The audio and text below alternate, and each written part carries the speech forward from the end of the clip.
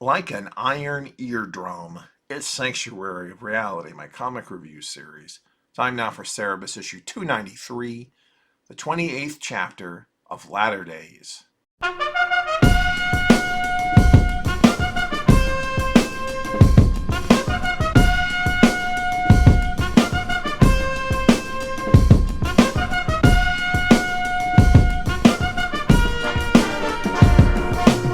Before Shep can come visit Cerebus, the United Sanctuary Security Council must pass a resolution to lift the lockdown on the sanctuary. Cerebus tries to disband said council, which he himself approved the existence of years past, only to find that he now lacks proper command of power in such a regard. Cerebus demands O'Reilly open the door, but is unable to do so due to the continued red alert. Cerebus wonders how his life has come to this, as he has something important to tell his son, but is unable to recall what it is. He then remembers that it's the book, which he seems to think is still on his desk. Finding it suddenly hot in the room, Cerebus strips down and makes his way to his seat, while assuring himself that this new book will be enough to have Shep take his place in the Church of Rick.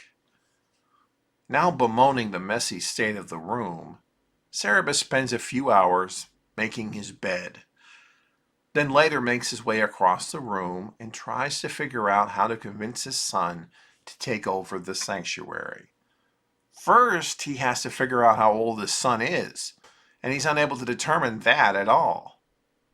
After failing to take a proper fart, which he begs God for before he dies, O'Reilly arrives and gives him good news and bad news.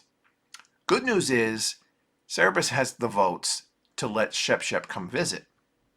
But what's the bad news? It's a very good issue.